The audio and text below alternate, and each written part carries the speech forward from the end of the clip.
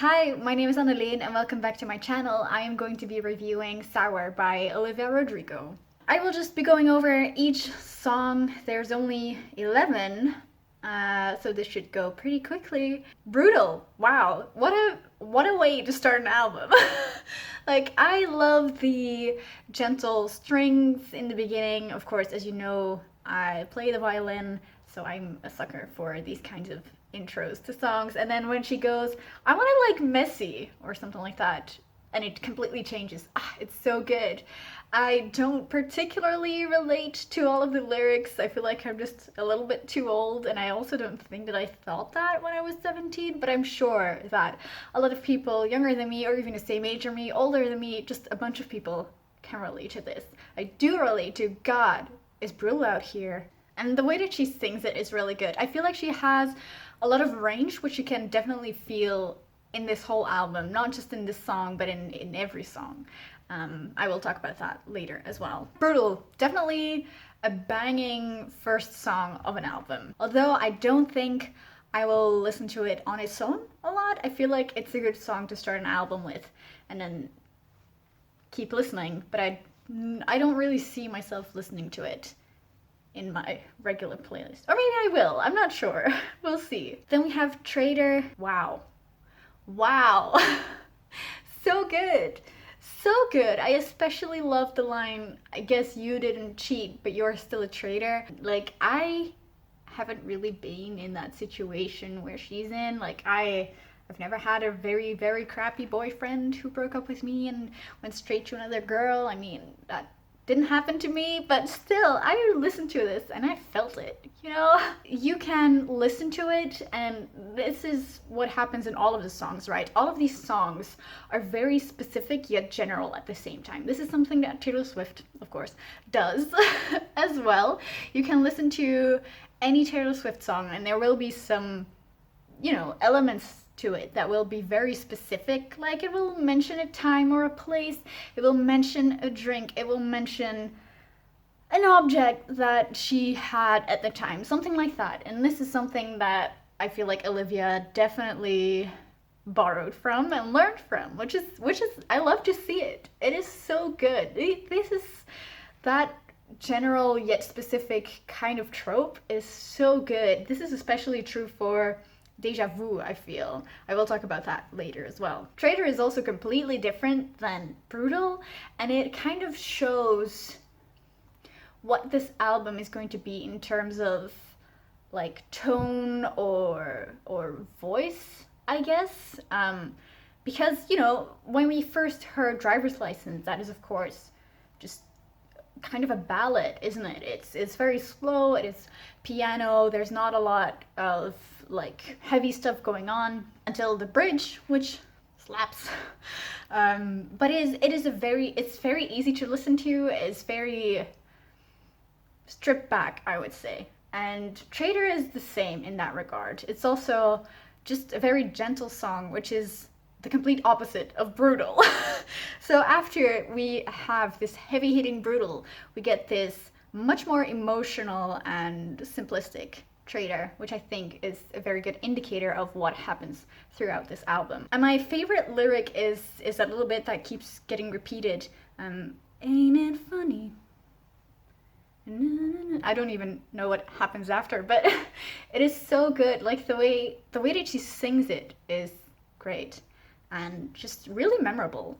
Even though it's such a simple thing, just the phrase, ain't it funny? Really good, really good. And the way she sings it as well.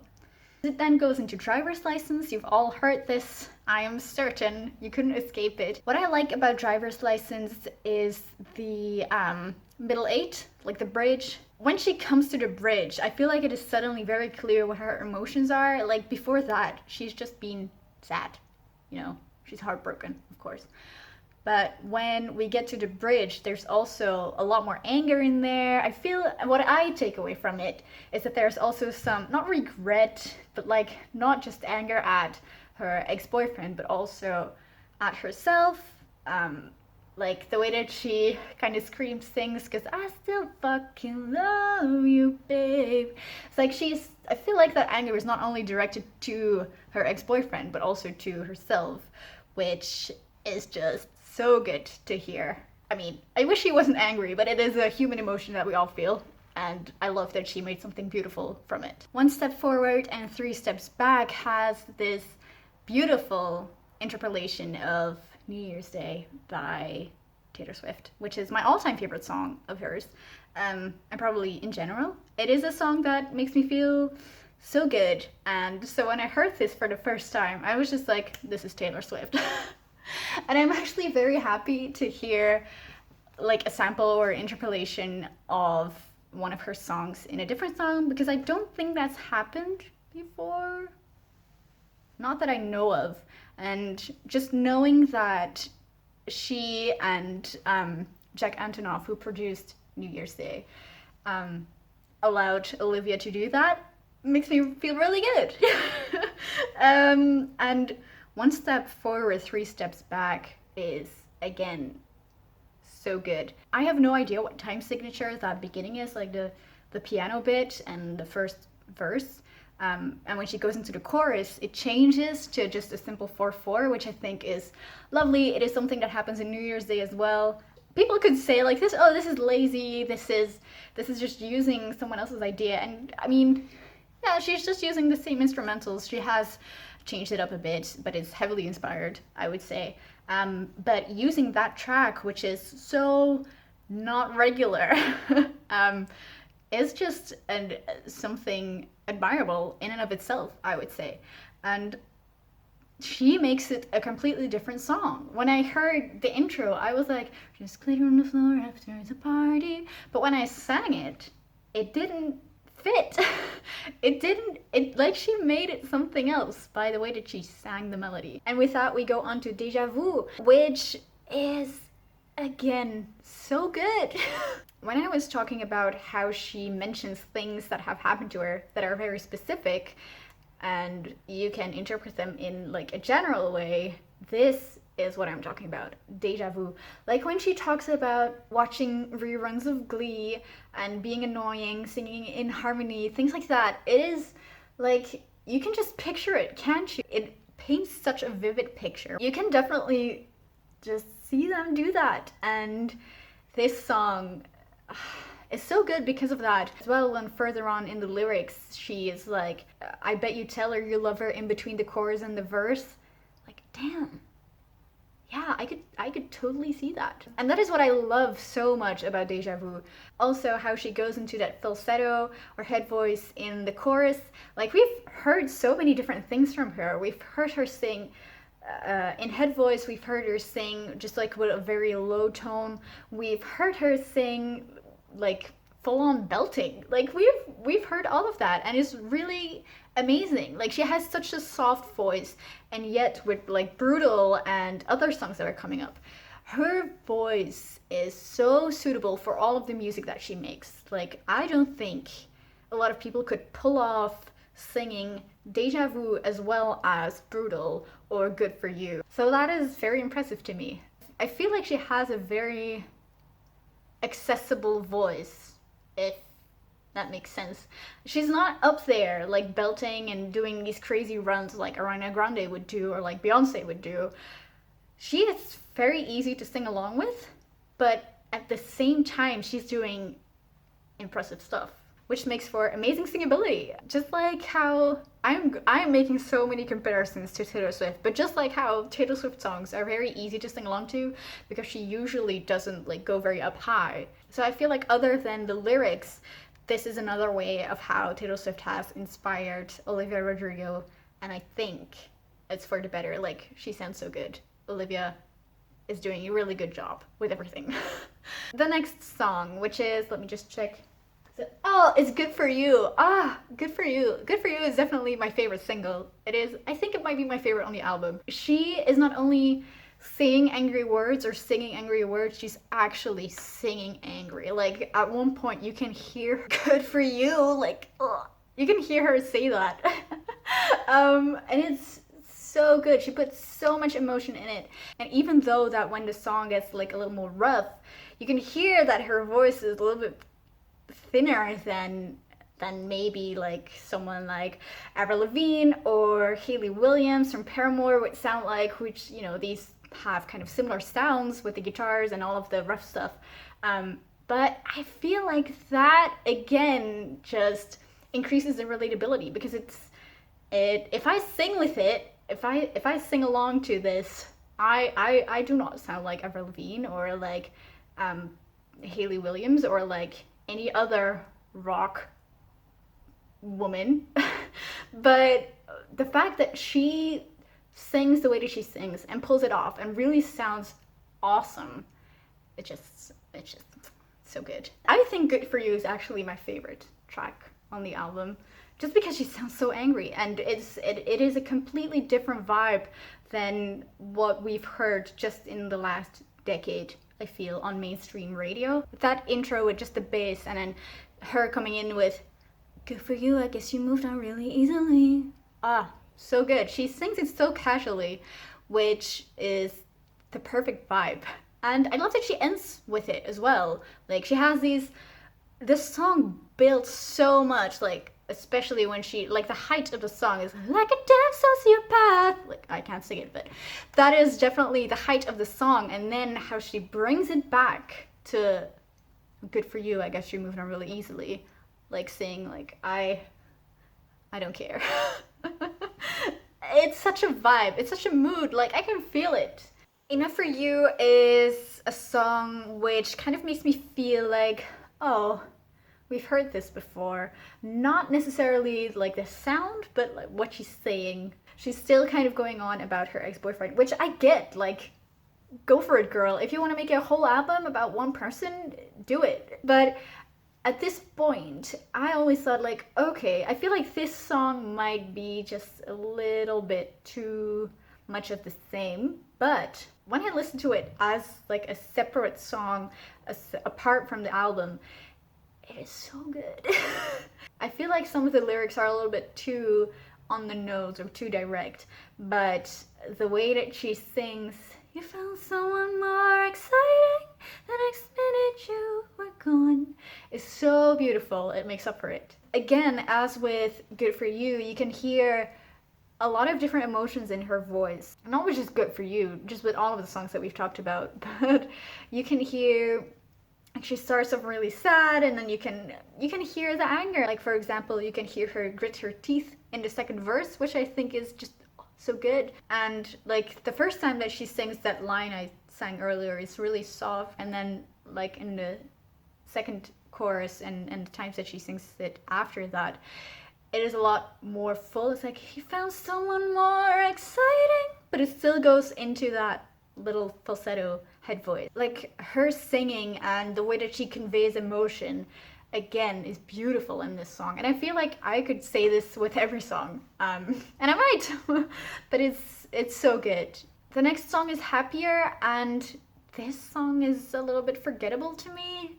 I think that this is my least favorite. I'm just looking at my computer. I don't really have much to say about it. It's a good song, not gonna lie about that, but just like with Enough For You, it is kind of like the next song in this album that is kind of the same to the other songs. So to me, this is a little less interesting, and I also wouldn't really listen to it separately. When you listen to the album start to finish, it does kind of feel like, oh, okay, here's another song about her ex-boyfriend, which I don't want to throw shade or anything. This is not something negative, but it's just something I thought, like, oh, this is another song about that. Maybe there should be something else in between these songs. Because other than Brutal, all of these songs have been about this guy.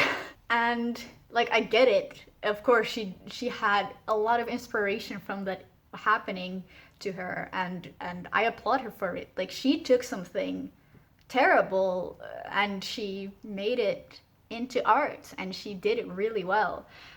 So this is not to say that this song shouldn't exist or that it shouldn't be on the album. I just feel like there might have been like a little bit of a rearrangement in the in the albums, that we would have a little bit of a break in between all of these breakup songs. That being said, Happier has a lovely 6/8 time signature, which is my favorite time signature of all time. Is it weird to have a favorite time signature? It flows so well, like 1, 2, 3, 4, 5, 6, 1, 2, 3, 4, 5, 6, and it just makes me feel good. There was a time, I feel like, in music history where like 10 years ago or in like the 2000s, sometimes people would do the 6/8, mostly in like alternative rock bands, things like that.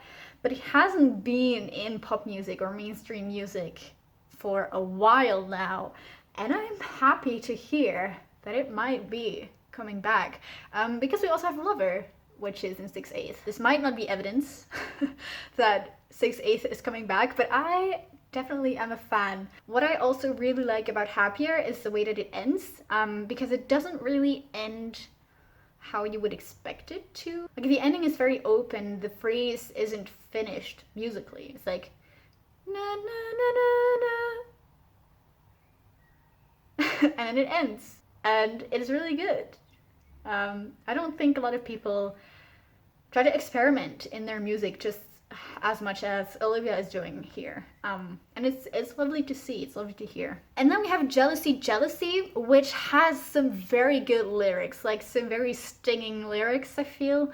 I do love the sound of it. It is a more rough song, again, just like Good For You and Brutal. It reminds me of early 2000s pop punk bands, rock bands, things like that, like Panic at the Disco, All Time Low, Avril Lavigne, Paramore, you know, all that good stuff. When I heard Good For You for the first time before the album came out, I thought, oh, like, nice that she's using this sound to make something different, because it is something completely different. But I thought that it would be something different on the album as well. I thought it would be something that would stand alone in its genre, but it isn't. And that is amazing to me.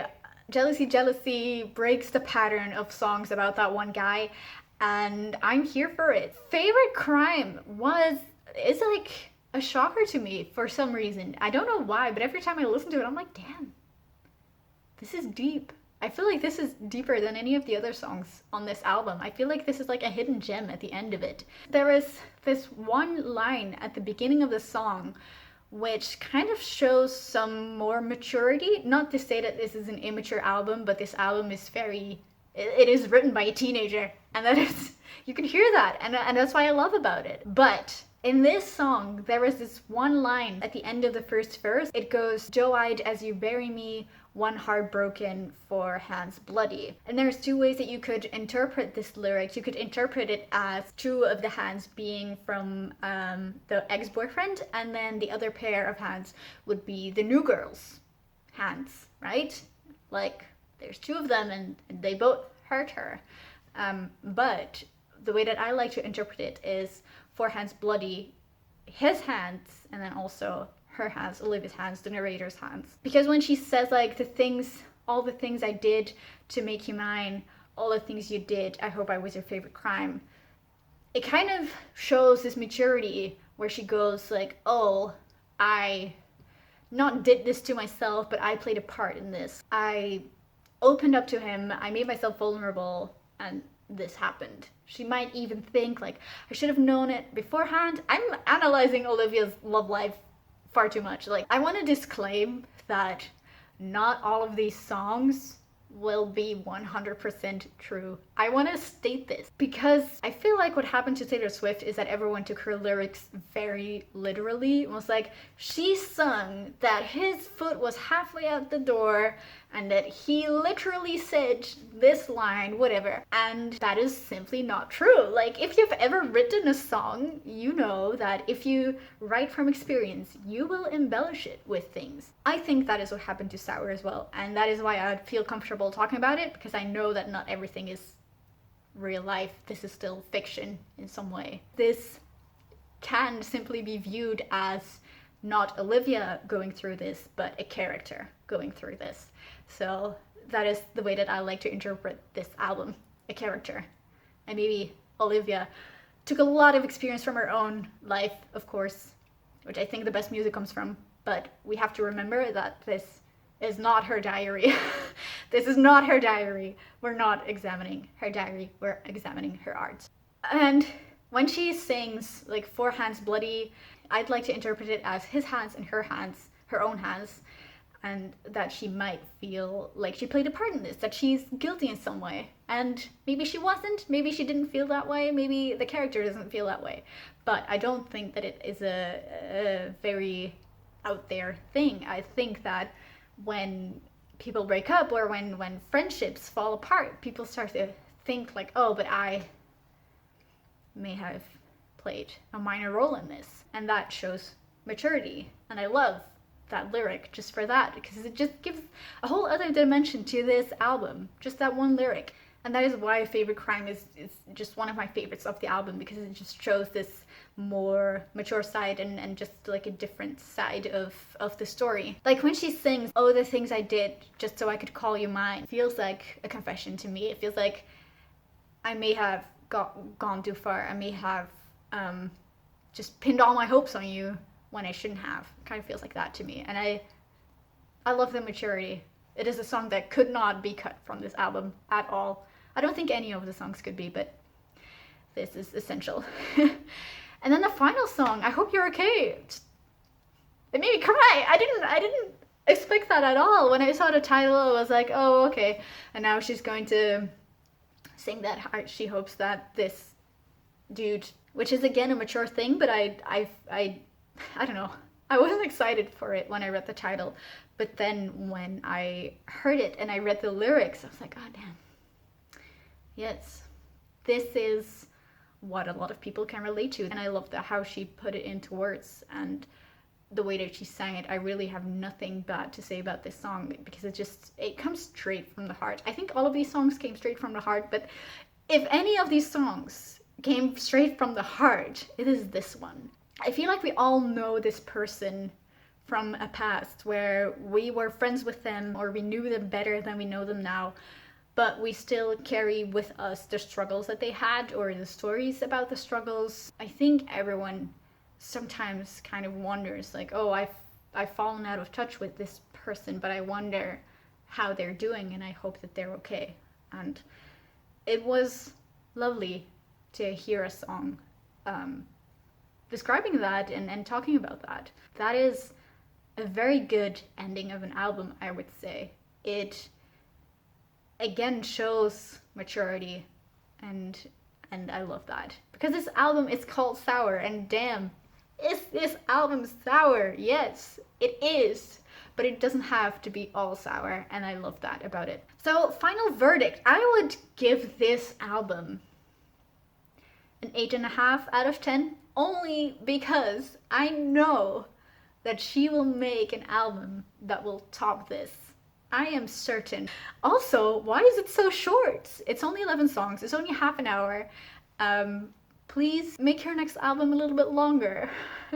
I think it will inspire a lot of people. I think a lot of people my age and younger will relate to this and will just, scream this at the top of their lungs in their bedroom. I think that this album does perfectly what it intended to do. It wanted to, show the sourness of Olivia, or the character of Olivia. It really wanted to be an outlet for that. And it also really wanted to give a voice to someone who doesn't really often has a voice in this world, like a teenage girl. How many teenage girls do you know get listened to? I didn't get listened to as a teenage girl. I mean, I don't think teenage boys get listened to a lot either, but still, no one wants to be a teenage girl.